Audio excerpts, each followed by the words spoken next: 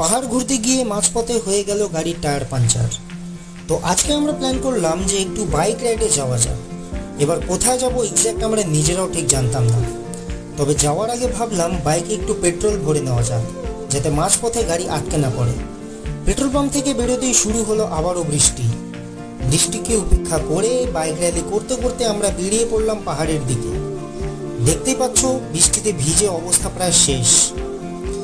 পাহাড় কুয়াশায় প্রায় ঢেকে থাকার কারণে গাড়ি চালাতে একটু প্রবলেম হচ্ছিল ঠিকই, তবে কিছুটা দূর এগিয়েই ঘটে গেল এক বিপদ।